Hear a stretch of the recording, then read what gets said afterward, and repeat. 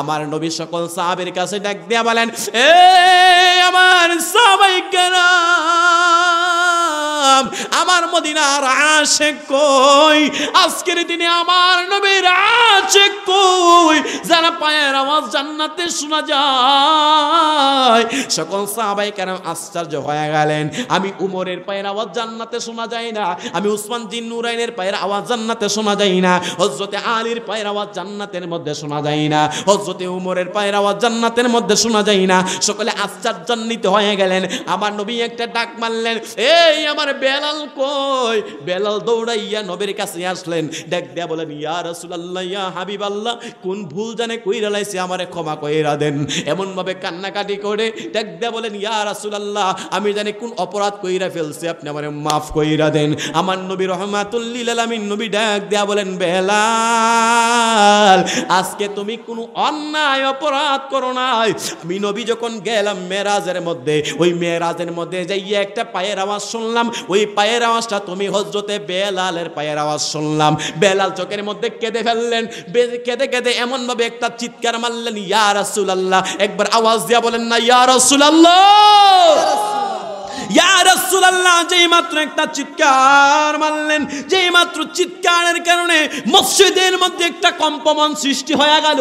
আমার নবী রহমাতুল লিল আলামিন নবীজির সকল সাহাবায়ে কেরাম আশ্চর্যান্বিত হয়ে গেল। ওই কালো সাহাবী বেলালের বাড়ি তো মদিনায় না, ওই কালো সাহাবীর বাড়ি তো মক্কায় না, ওই কালো সাহাবীর বাড়ি তো কুফা নগরের মধ্যে না, ওই কালো সাহাবীর বাড়ি তো আরব আমিরাতের মধ্যে না, কিন্তু তার পায়ের আওয়াজ কেমনে জান্নাতের মধ্যে শোনা যায়? আমার নবী বলেন, কেমনে নামাজ পড়বো? আমার আল্লাহ জানাই দিলেন, ইয়া রাসূলুল্লাহ, ইয়া হাবিবাল্লাহ, প্রতিদিন তো ফজরের আযান আরশ আজিমে পৌঁছে, আজকে কেন আযানের শব্দ আরশ আজিমের মধ্যে পৌঁছায় না?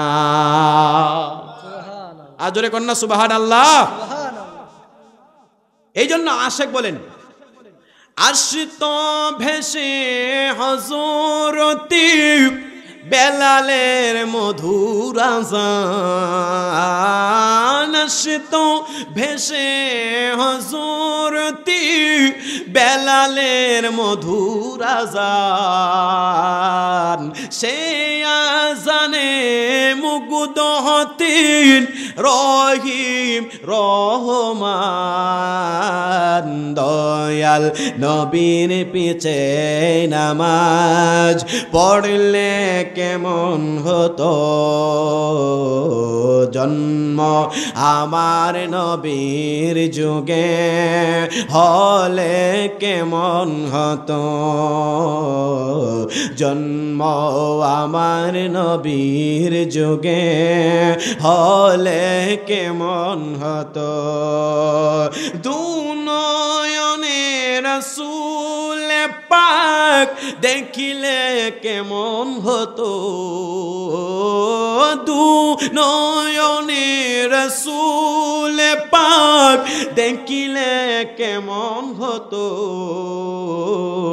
জন্ম আমার নবীর যুগে হলে কেমন হতো। হযরতে বেলাল পাপিষ্ট উমাইয়ার বাড়িতে দয়াল নবীজির একজন আশিক, ওই নবীজির আশিক হযরতে বেলাল রাদিয়াল্লাহু তাআলা আনহু, তখনও তিনি মুসলমান হন নাই। ওই নবীজির সাহাবী হযরতে বেলাল রাদিয়াল্লাহু তাআলা আনহু, তখনও তিনি মুসলমান হন নাই। পাপিষ্ট উমাইয়া তার বাড়ির মধ্যে একটা গোলাম ছিল, যে গোলামের নাম হইল হযরতে বেলাল। ওই বেলালের বাড়ি হইল আফ্রিকায়। ওই আফ্রিকা যার বাড়ির চেহারাটা বড় কালো, নবীর সাহাবীর মধ্যে সবচেয়ে কালো সাহাবীর নাম হইল হযরতে বেলাল। যে বেলালের দাঁত ছাড়া সুন্দর তার চেহারার মধ্যে কোনো কিছুই নাই। ওই হযরতে বেলাল তিনি যেই মাত্র উমাইয়ার বাড়ির মধ্যে কাজ করতেন, উমাইয়ার বাড়ির মধ্যে চাকর ছিলেন, উমাইয়ার বাড়ির মধ্যে সারাদিন কাজকর্ম করে, রাত্র যখন হয়ে যায় উমাইয়ার বাড়ির মধ্যে যে চাকর আছে বেলাল, তার ঘরের ভিতরে একটা আওয়াজ শোনা যায়, আহাদ আহাদ আহাদ নামক আমার আল্লাহরে ডাকে, আবার পাশাপাশি লা ইলাহা ইল্লাল্লাহর জিকির করে। হঠাৎ কইরা এই পাপিষ্ট উমাইয়া ডাক দেয়া বলেন, আমি হইলাম বিদরুমি, আমার ঘরের মধ্যে কাজ করে হযরতে বেলাল। এই উমাইয়ার বাড়ির মধ্যে যে কাজ করে বেলাল ডাক দেয়া বলে, আমার বাড়ির মধ্যে মুহাম্মদের কালিমা কে জপে? আমার বাড়ির মধ্যে মুহাম্মদের কালিমা পাশাপাশি মুহাম্মদের খুদারে কে জপে তার একটু জানতে চাই। এমন ভাবে দরজাটা খুললো, ডাক দেয়া বলতেছে, এ বেলাল তুমি হইলা আমার বাড়ির চাকর? বলে হ্যাঁ। আমি হইলাম তোমার মুনি? বলে হ্যাঁ। তুমি আমার বাড়িতে চাকরানি কইরা তুমি কেমনে মুহাম্মদের কালিমা পড়ো? এটা সহ্য হয় না, তুমি মুহাম্মদের কালিমাটা ছেড়ে দাও, পাশাপাশি আহাদ আহাদ আল্লাহর নামটা তুমি ভুইলা যাও। হযরতে বেলাল ডাক দিয়া বলে, এই উমাইয়া, আমি আমার জীবন দিয়ে দিতে পারবো, এরপরে আমি আমার মাওলার প্রেম ছাড়তে পারবো না, আমি আমার দয়াল নবী রহমাতুল লিল আলামিনকে ছাড়তে পারবো না। এমন ভাবে যখন কান্নাকাটি করে, এমন ভাবে যখন আহাদ আহাদ আল্লাহর নামটা যখন বেশি বেশি করে, হঠাৎ কইরা উমাইয়া যেই মাত্র দিন হয়ে গেল, হযরত কালো সাহাবী হযরতে বেলালের শরীরের মধ্যে আঘাত করে, এমন ভাবে আঘাত করে, যারা মরুভূমির মধ্যে বর্তমানে আছে, আপনাদের ছেলেরা যারা বিদেশের বাড়িতে আছেন তাকায়া দেখতে পাইবেন মরুভূমির মধ্যে কত গরম, উত্তপ্ত বালুর মধ্যে কত বড় একটা গরম দেখা যায়। এই পাপিষ্ট উমাইয়া হযরতে বেলালকে এই মরুভূমির বালুর মধ্যে নিয়ে এমন ভাবে ছেড়ে দেয়, তার শরীরের যে রক্তগুলো আছে টকবক টকবক করে গলে যায়। এরপরে ডাক দেয়া বলে, এ বেলাল, আমি তোমাকে বারবার বলতেছি তুমি মুহাম্মদের কালিমা ছেড়ে দাও, তুমি আল্লাহর নামটা ছেড়ে দাও, আমাদের ধর্মের মধ্যে ফিরে আসো। কিন্তু হযরতে বেলাল ডাক দিয়া বলে, এই উমাইয়া, যতবার তুমি আমার আঘাত করো না কেন গো, ততবার আঘাতের সাথে আমি লা ইলাহা ইল্লাল্লাহর মজা আরো বেশি পাওয়া যায়। হযরতে বেলাল বারবার তাকে আঘাত করে, কিন্তু বেলাল বলেন, এই উমাইয়া, তুমি আমারে যতই আঘাত করো না কেন, লা ইলাহা ইল্লাল্লাহর মজা যার ভিতরে ঢুকে গেছে, ওই ব্যক্তিটা কোনোদিন লা ইলাহা ইল্লাল্লাহ মুহাম্মাদুর রাসূলুল্লাহর কালিমা সে কোনোদিন ছাড়তে পারবে না। হঠাৎ কইরা পাপিষ্ট উমাইয়া ডাক দিয়ে বলতেছে, এভাবে তাকে কালিমা ছাড়ানো যাবে না। হঠাৎ কইরা একটা উট আনলেন, ওই উটটা আইনা তার একটা মাত্র শাস্তি, কেন লা ইলাহা ইল্লাল্লাহর কালিমা পড়ছে, কেন আহাদ আল্লাহ এক বলে স্বীকার করে, কেন লা ইলাহা ইল্লাল্লাহর প্রেমে পইরা, নবী মুহাম্মদুর রাসূলুল্লাহর প্রেমে পইরা এমন ভাবে জিকির করে, এমন ভাবে তাসবিহ তাহলিল করে, এটাই হইল হযরতে বেলালের দোষ। ডাক দিয়া বলেন, বেলাল, যদি তুমি মুহাম্মদের কালিমা না ছাড়বা, আহাদ আহাদ আল্লাহ নামটা না ছাড়বা, তাইলে তোমার জন্য শাস্তিটা বড় বেড়ে যাবে। দুইটা উট আনলেন, ওই দুইটা উট আইনা হযরতে বেলাল রাদিয়াল্লাহু তাআলা আনহুকে তিনার শরীরের মধ্যে বাঁধলেন। দুইটা উটের শরীরের মধ্যে দুইটা রশি লাগাইলেন, হযরতে বেলালের শরীরের মধ্যে লাগাইলেন। দুইটা উট দুই দিক দিয়ে ছেড়ে দিলেন। ওই দুইটা উট দুই দিক দিয়ে ছেড়ে দিয়া মরুভূমির বালুর মধ্যে এমন ভাবে টেনে হিসে পর্যন্ত ছেড়ে দেয়। একটা মাত্রই অভাব, এ বেলাল, আমার বাড়িতে তুমি কাজকর্ম করো, কিন্তু লা ইলাহা ইল্লাল্লাহর কালিমা ছেড়ে দাও। যেই মাত্র হযরতে বেলাল রে এমন মরুভূমির উত্তাক্তর মধ্যে এমন ভাবে কষ্ট দিতে লাগলেন, এই বেলালের চিৎকারের আওয়াজ আকাশ বাতাস পর্যন্ত কম্পমিত হয়ে যায়।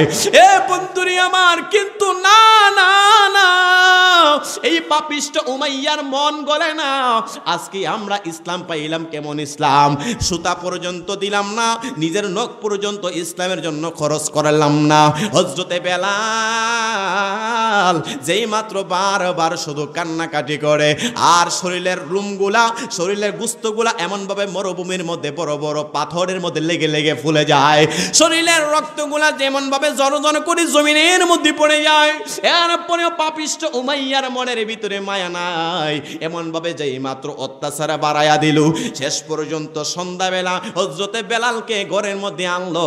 আনার পরে আবার এই হযরতে বেলাল লা ইলাহা ইল্লাল্লাহ আহাদ আহাদ আহাদ আল্লাহ এক বইলা চিৎকার করে, কিন্তু মুনিবের মন গলে না।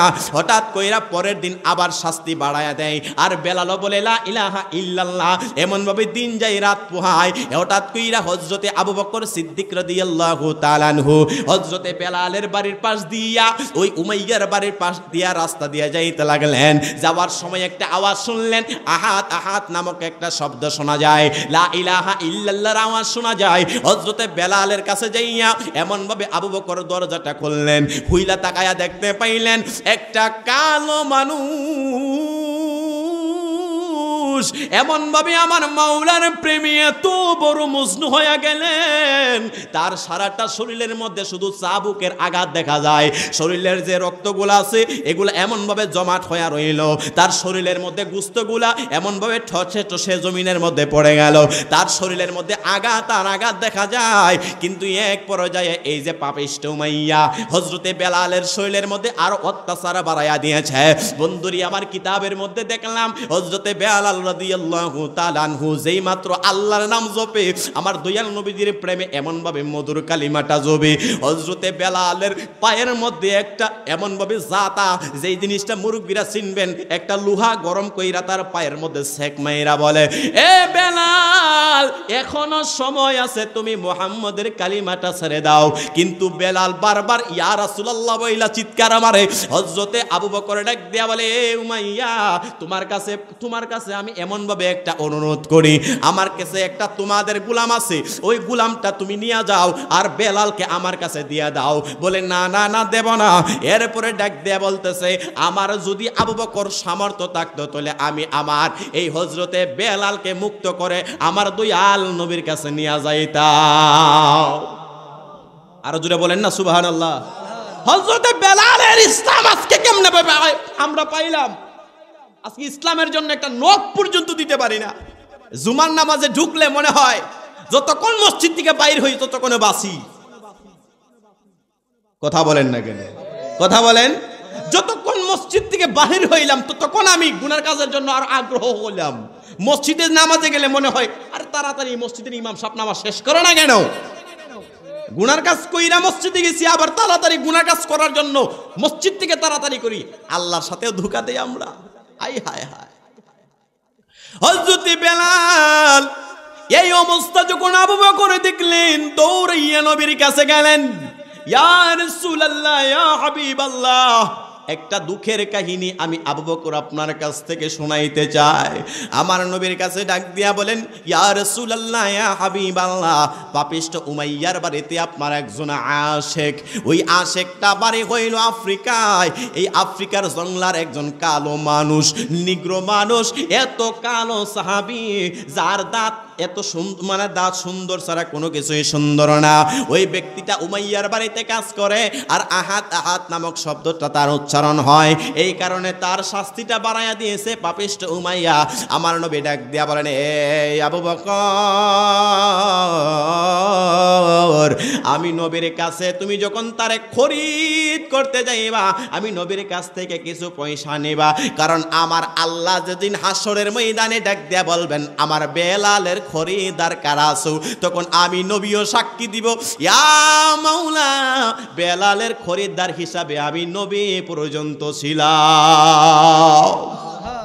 আমার নবী রহমাতুল লিল আলামিন, আমার নবী গেলেন মেরাজে। বাবা কষ্ট হইতেছে। আমার নবী গেলেন মেরাজে। মেরাজ থেকে আসার পরে আমার নবী রহমাতুল লিল আলামিন নবী মেরাজ থেকে আসার পরে সকল সাহাবায়ে কেরাম নবীর কাছে আসলেন। আসার পরে আমার নবী সুন্দর কইরা সকল সাহাবীর সাথে দেখা করলেন। হযরতে আবু বকরের সাথে দেখা করলেন, হযরতে উমর রাদিয়াল্লাহু তাআলা আনহুর সাথে দেখা করলেন, হযরতে উসমান জিন্নুরাইনের সাথে দেখা করলেন, হযরতে আরো যত সাহাবায়ে কেরাম সকলের সাথে আমার নবী দেখা করলেন। দেখা করার পরে আমার নবী রহমাতুল লিল আলামিন নবী সুন্দর কইরা সকলের সামনে ডাক দিয়া বলতেছেন, আমার একজন সাহাবী চাই, ওই সাহাবীটারে আমি দেখতে পারি না, ওই সাহাবীটা কোন জায়গায় আছে সকলে আমাকে একটু খুঁজে দাও। সকল সাহাবায়ে কেরাম এক বাক্যে বললেন, ইয়া রাসূলুল্লাহ ইয়া হাবিবাল্লাহ, আমাদের সকল সাহাবায়ে কেরাম এই জায়গার মধ্যে আছে।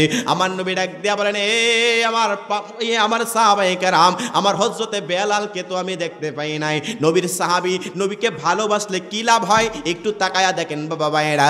এই আমার নবী ডাক দিয়া বলেন, আমি নবী যখন মেরাজ মেরাজ থেকে আসলাম, মেরাজের মধ্যে জান্নাত জাহান্নাম সব জায়গার মধ্যে ভ্রমণ করলাম।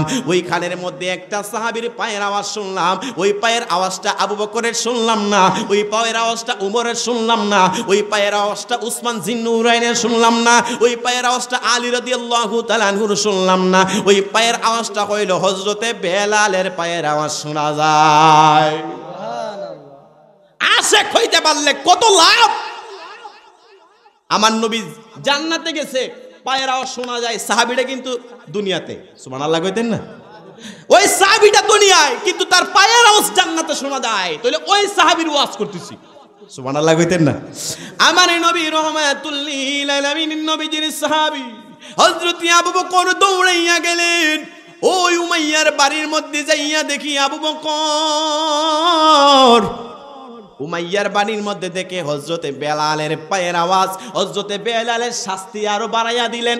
এক পর্যায়ে হযরতে আবু বকর তারে মুক্ত কইরা আমার নবীর দরবারে আনলেন। আমার নবীর দরবারে আনার পরে ভাইয়েরা বন্ধুরা বাবার একটু খেয়াল করেন, ওয়াজটা বেশি লম্বা নেই, শর্ট করে দিচ্ছি।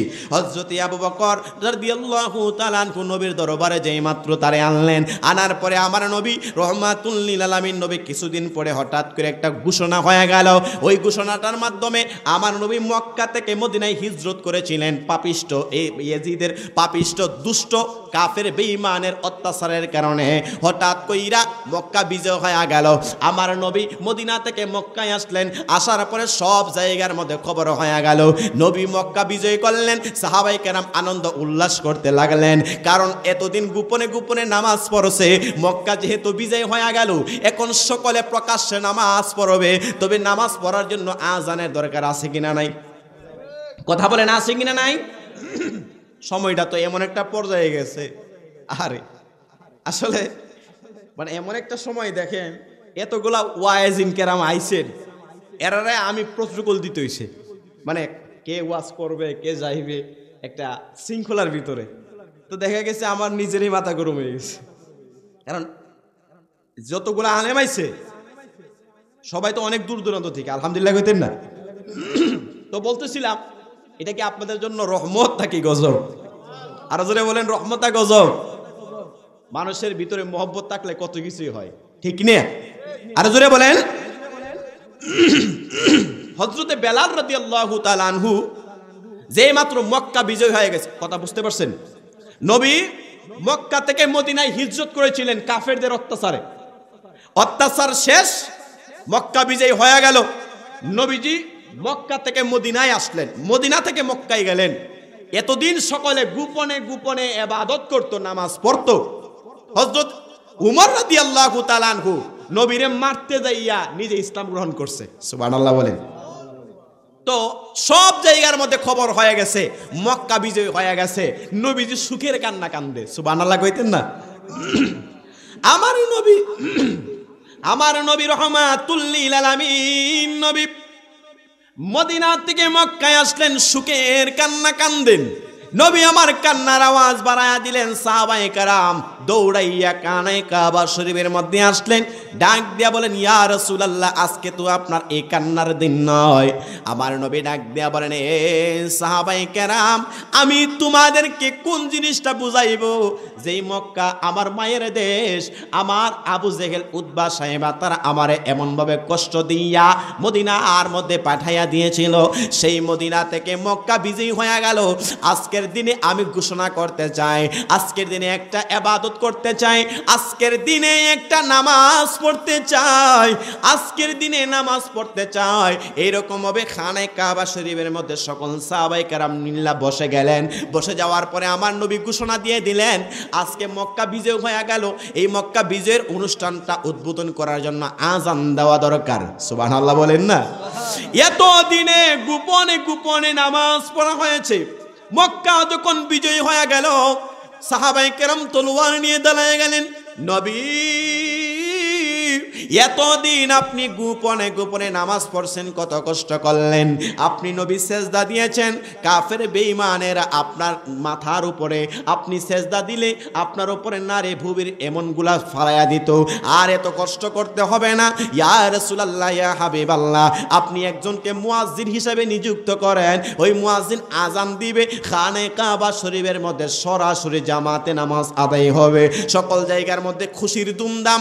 এক পর্যায়ে আমার নবী রহমাতুল লিল আলামিন নবীজি খানে কাবা শরীফের মধ্যে যেই মাত্র বসে গেলেন, বসে যাওয়ার পরে এক সাহাবী এমন বললেন, ইয়া রাসূলুল্লাহ, ইয়া হাবিবাল্লাহ, আজকে বিজয়ের দিনে আজান দিবে হযরতে আবু বকর। যে আবু বকর আপনি নবীজির হিজরতের সাথে ছিলেন, যে আবু বকর আপনার সুখে দুঃখের সাথে, আমার নবী ডাক দেয়া বলেন, তুমি তোমার কথা বলো।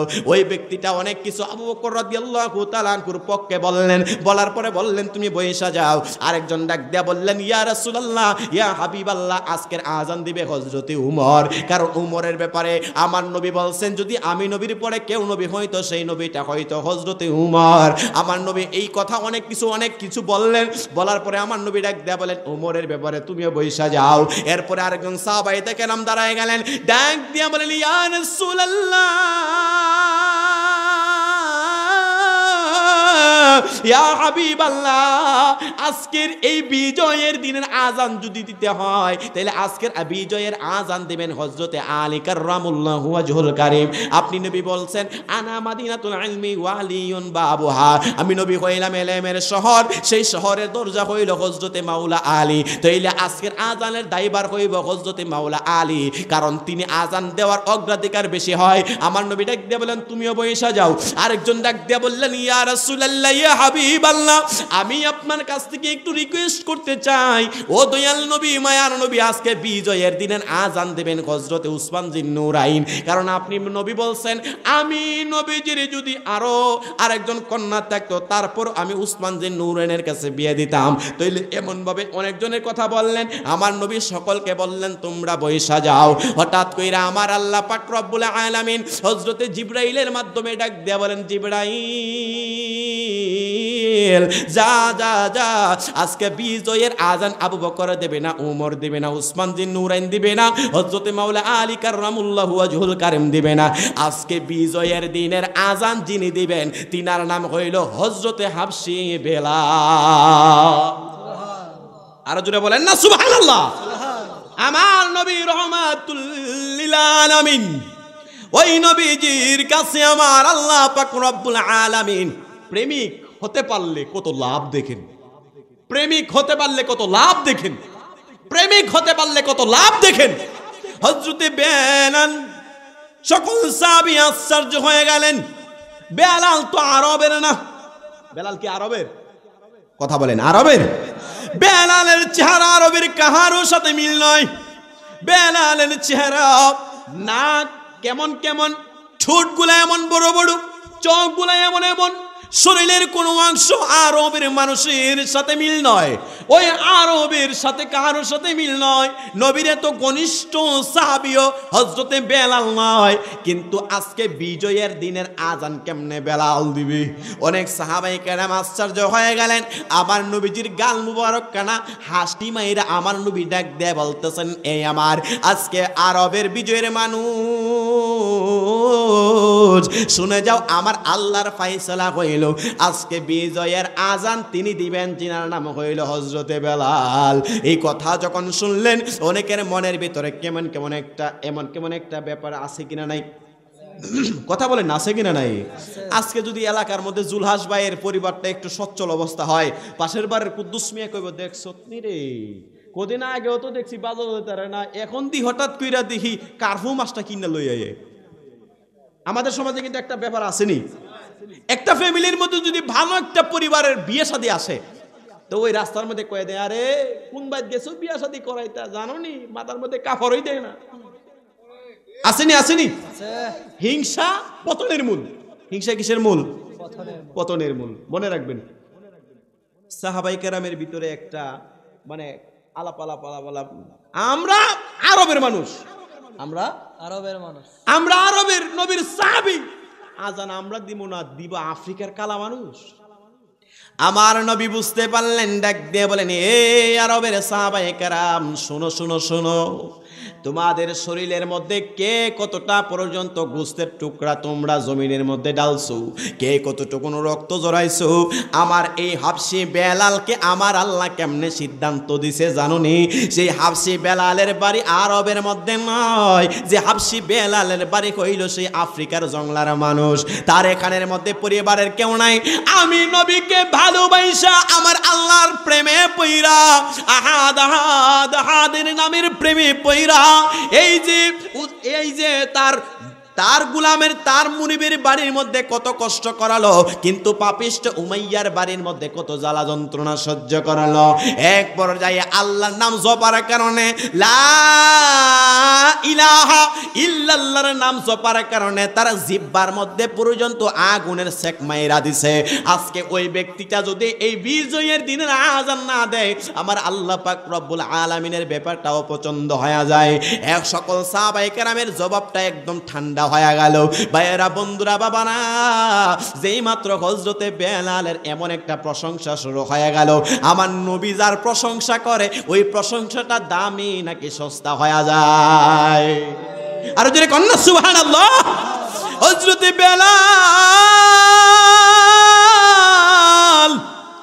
কালো সাহাবী বেলাল, শরীরের মধ্যে জামাটা বড় ভালো না, শরীরের মধ্যে চেহারা তার সুন্দর না, অনেক দূরে খানায় কাবার পাশের মধ্যে যেই মাত্র বৈশা বৈশা কান্না করে, ইন্নামাল আমালু বিন্নিয়াত, যদি আপনার নিয়তটা ভালো হয় আপনার আমলটাও বড় ভালো হয়ে যায়। আমার আল্লাহ বান্দার চেহারা দেখে না, আমার আল্লাহ বান্দার পোশাক দেখে না, আমার আল্লাহ বান্দার রূপ সৌন্দর্য দেখে না, আমার আল্লাহ দেখে অন্তর। ভাইয়েরা, বন্ধুরা, বাবারা, হযরতে হাবশি বেলাল অনেক দূরের মধ্যে ছিলেন। যেই মাত্র নবী আমার ঘোষণা মারলেন আজকে বিজয়ের দিনের আযান দিবে, হযরতে বেলাল দৌড়াইয়া নবীর কাছে আইসা ইয়া রাসূলুল্লাহ, ইয়া রাসূলুল্লাহ বইলা চিৎকার মারলো। ভাইয়েরা, বন্ধুরা, বাবারা, এখানে একটা ঘটনা বাকি আছে। আমার নবী যে মাত্র কিছুদিন পরে গেলেন মেরাজ শরীফে, এমন ভাবে আযান দিল, আযান দিচ্ছে আর নামাজ পড়তে লাগলেন। যদি নবীর সাহাবী হযরতে বেলাল আযান দেয়, আমার নবী যদি ইমাম হয়, ওই নামাজটা 70 নামাজ, ওই নামাজটা কতটুকু মজার নামাজ, জোরে কন্না সুবহানাল্লাহ। নবীর সাহাবী বেলাল আযান দেয়, আমার নবী ইমামতি করে, সুবহানাল্লাহ কন্না। নবীর সাহাবী এমন ভাবে আযান দেয় আর নবীজি ইমামতি করেন, এত বড় নামাজ আর সৃষ্টি জগতে আছে? কথা বলেন, আছে? আমার নবী রাহমাতুল লিল আলামিন, নবী ইমামের দায়িত্বে মুয়াজ্জিন হইলেন বেলাল। এমন ভাবে যাইতেছে যাইতেছে যাইতেছে, কিছুদিন পরে আমার নবী গেলেন মেরাজের মধ্যে। মেরাজের মধ্যে জান্নাত জাহান্নাম সব জায়গার মধ্যে ভ্রমণ করলেন। ভ্রমণ করার পরে আমার নবী একটা জায়গার মধ্যে গেলেন, যাইয়া দেখতেছেন ওই জায়গার মধ্যে একটা পায়ের আওয়াজ শোনা যায়। নবী আমার জান্নাতের মধ্যে গেলেন, যাইয়া হযরতে জিবরাইলকে ডাক দিয়া বলেন, ও জিবরাইল, জান্নাতের মধ্যে একটা পায়ের আওয়াজ শোনা যায়, পরিচিতি পরিচিতি মনে হয়। আমার জিবরাইলকে যেই মাত্র বললেন, জিবরাইল ডাক দিয়া বলতেছেন, ইয়া রাসূলুল্লাহ, ইয়া হাবিবাল্লাহ, এই পায়ের আওয়াজটা আপনি চিনলেন না? আমার নবী ডাক দিয়া বলেন, এটা তো আমার সাহাবায়ের পায়ের আওয়াজের মতো মনে হয়। আমার নবীরে ডাক দিয়া বলেন, ইয়া রাসূলুল্লাহ, ওই পায়ের আওয়াজটা শোনা যায় আপনার সাহাবী হযরতে বেলাল রাদিয়াল্লাহু তাআলা আনহুর পায়ের আওয়াজ। আর জোরে কন্যা সুবহানাল্লাহ। নবী আমার মেরাজ শরীফ থেকে আসলেন, আয়েশা সকল সাহাবায়ে কেরাম। আচ্ছা, আমাদের এলাকার মধ্যে কেউ যদি হজ করে আসার পরে আমরা দেখা সাক্ষাৎ করি না বাবা? দোয়া নেই। আমার নবী যখন মেরাজ শরীফ থেকে আসলেন, আসার পরে সকল সাহাবায়ে কেরাম আসলেন, আয়েশা নবীর সাথে দেখা সাক্ষাৎ করতে লাগলেন। সকল সাহাবায়ে কেরাম আসলেন, আমার নবী মসজিদের মধ্যে বসলেন। সকল সাহাবায়ে কেরাম এমন ভাবে কাছাকাছি আয়েশা নবীর সাথে দেখা করে।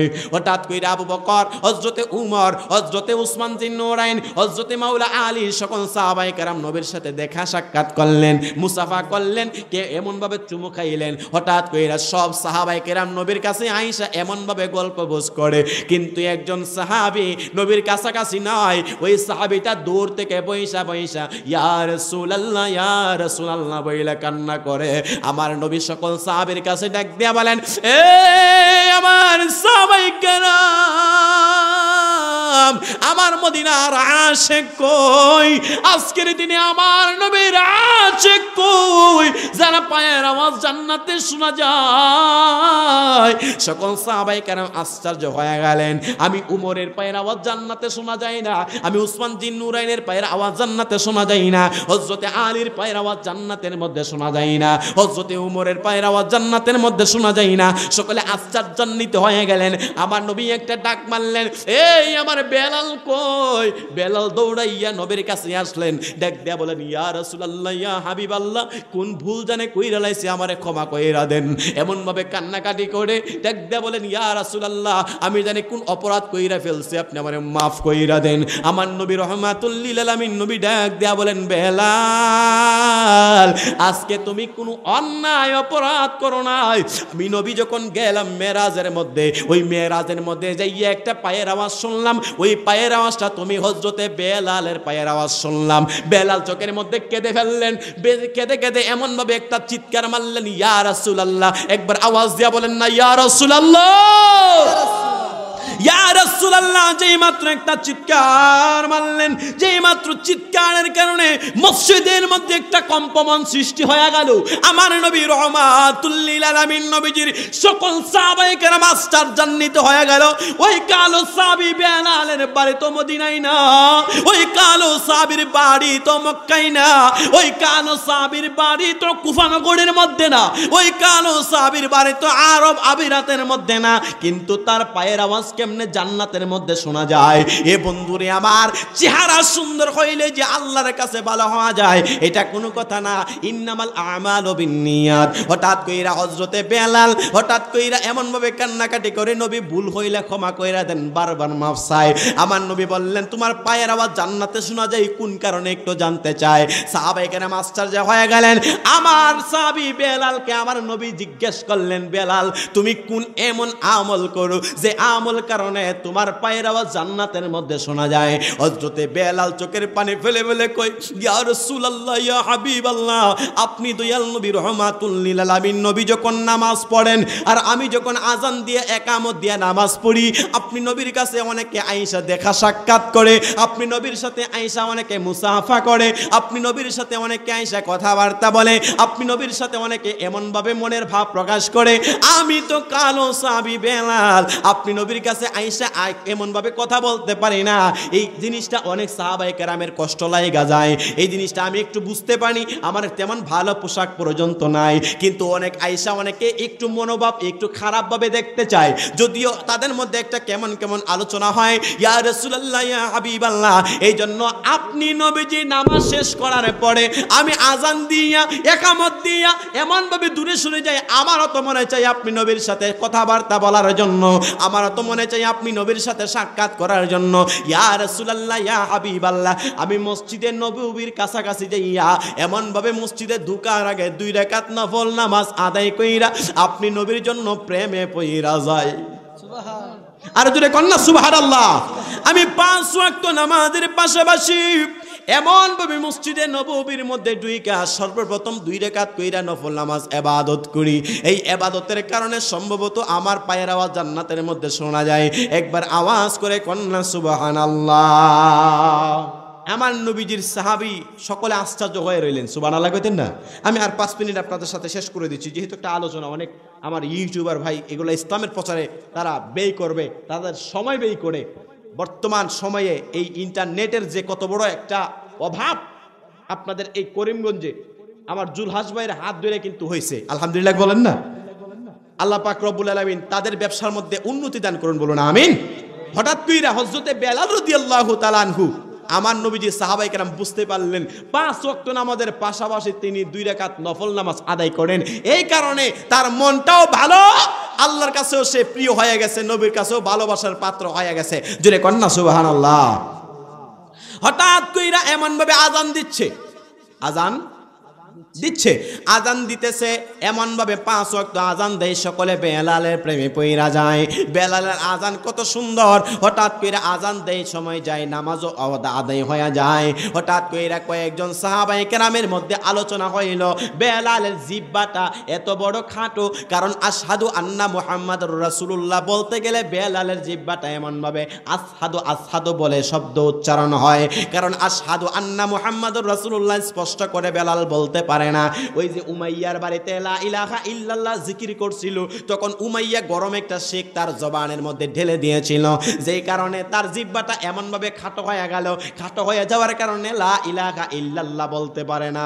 আশহাদু আন্না মুহাম্মাদুর রাসূলুল্লাহ বললে ওইখানের মধ্যে একটা আওয়াজ মানে স্পষ্ট হয়ে যায়, মানে এটা একটা তুতলামি একটা শব্দ হয়ে যায়। হঠাৎ করে সাহাবায়ে কেরামের মধ্যে একটা আলোচনা হইল, বেলালের চাইতে আরো সুন্দর কণ্ঠওয়ালা মুয়াজ্জিন একজন নিযুক্ত করতে চায়, যিনি এমন ভাবে সুন্দর কণ্ঠ দিয়ে আজান দিবেন। কয়েকজন সাহাবায়ে কেরাম এমন একটা মনোভাব নিয়া দয়াল নবী রাহমাতুল লিল আলামিন নবীর কাছে যাইয়া বললেন, ইয়া রাসূলুল্লাহ ইয়া হাবিবাল্লাহ। কয়েকজন সাহাবায়ে কেরামের একটা অভিযোগ হইল, হযরতে বেলাল তো আশহাদু আন্না মুহাম্মাদুর রাসূলুল্লাহ বলতে পারে না, জিহ্বাটা খাটো। ইয়া রাসূলুল্লাহ ইয়া হাবিবাল্লাহ, আপনি দয়াল নবী রাহমাতুল লিল আলামিন নবী যদি চান, আর কয়েকজন সাহাবায়ে কেরাম চায় হযরতে বেলালকে পরিবর্তন কইরা আরেকজন মুয়াজ্জিন রেডি করতে। আমার নবী রাহমাতুল লিল আলামিন নবী ডাক দেয়া বলেন, ঠিক আছে যাও, তোমরা যেহেতু চাইছো মুয়াজ্জিন চেঞ্জ করতে, সমস্যা নাই, তোমরাও চেঞ্জ করে দাও। এই কথা বললেন, আমার নবী ডাক দেয়া বললেন, ঠিক আছে তোমরা যেহেতু চাও মুয়াজ্জিনকে পরিবর্তন করতে, আগামী দিন ফজর নামাজ থেকে মুয়াজ্জিন তোমরা চেঞ্জ করে নিবা, নতুন মুয়াজ্জিন আজান দিবে, বেলাল আর পরের দিন ফজর থেকে আজান দিবে না। হঠাৎ করে এমন একটা সিদ্ধান্ত হলো, কিন্তু নবীর ভিতরে কিন্তু স্পষ্টভাবে আমার নবী চাই নাই বেলাল এমন ভাবে স্পষ্ট, মানে বেলাল আজান দিবে না, আমার নবী সেটা চাই নাই, কারণ বেলালকে নিযুক্ত করলেন আমার স্বয়ং আল্লাহ। একবার আওয়াজ করে কন্যা সুবহানাল্লাহ। কুল ইন কুনতুম তুহিব্বুনাল্লাহ ফাত্তাবিউনি ইউহিব্বুকুমুল্লাহ ওয়া ইয়াগফির লাকুম যুনুবাকুম ওয়াল্লাহু গফুরুর রহিম। যদি আপনি নবীকে ভালোবাসেন, আল্লাহকে ভালোবাসা হয়ে যায়। জোরে কন্যা সুবহানাল্লাহ, আর জোরে বলেন আল্লাহু আকবার। আমার নবী কিন্তু বেলাল আজান দিবে না এটা চাই নাই, তারপরও সাহাবায়ে কেরামের অমতে যাই নাই। আমার নবী বললেন, ঠিক আছে এশারের আজানের পরে পরের দিন ফজরের আজান থেকে বেলালের পরিবর্তে তোমরা একজন মুয়াজ্জিন রেডি করো। কিন্তু সকলের মতের ভিতরে কি কয়েকজন বেলালের পক্ষে, আবার কয়েকজন অন্য সাহাবের পক্ষে এমন একটা সিদ্ধান্ত হয়ে গেল। আর বেলাল ইয়া রাসূলুল্লাহ ইয়া রাসূলুল্লাহ বইলা কান্না করে, বলে আমি হইলাম সেই আফ্রিকার জঙ্গলের কালো মানুষ, উমাইয়ার বাড়ির মধ্যে কাজ করতাম, সেখান থেকে আমারে মুক্ত করলো, আমি এরপরে হইলাম মুসলমান। এরপরে মুসলমান হইয়া আমাকে এমনভাবে মুয়াজ্জিনের একটা দায়িত্ব দেওয়া হইল, আমি আজান দিতাম, আমি পাশাপাশি এমনভাবে নামাজও পড়তাম, পাশাপাশি আমি ইকামত দিতাম, কিন্তু এরপরে আমার মুয়াজ্জিন থেকে বিতাড়িত করা হইল। ওই হযরতে বেলাল এই বইলা কান্না করে, আমার আল্লাহ দেখে কি দেখে না? দেখেনি আমার আল্লাহ পাক রব্বুল আলামিন দেখেন। হযরত বেলাল ইয়া রাসূলুল্লাহ বইলা চিৎকার মারে, রে মুসলমান। এই দিক দিয়া নবীজির কিন্তু মত ছিল না যে অন্য মুয়াজ্জিন আজান দিবে, এরপর আমার নবী কিছু বলে নাই। রাত্র যখন এমন ভাবে সুবহে সাদিক হয়ে গেল, তারা নতুন মুয়াজ্জিন রেডি করলো, সুন্দর কইরা নতুন মুয়াজ্জিনকে এমন ভাবে সুবহে সাদিকের সময় আজান দেওয়াইলো। একবার আজান দিল, সকাল তো আর হয় না, দুইবার আজান দিল, সকাল তো আর হয় না, তিনবার আজান দিল, সকাল তো হয় না। দৌড়াইয়া নবীর কাছে যায়, ইয়া রাসূলুল্লাহ ইয়া হাবিবাল্লাহ, নতুন কণ্ঠধারীওয়ালা বড় সুন্দর কইরা আশহাদু আন্না মুহাম্মাদুর রাসূলুল্লাহ বইলা আজান দিয়েছে, সকাল তো হয় না।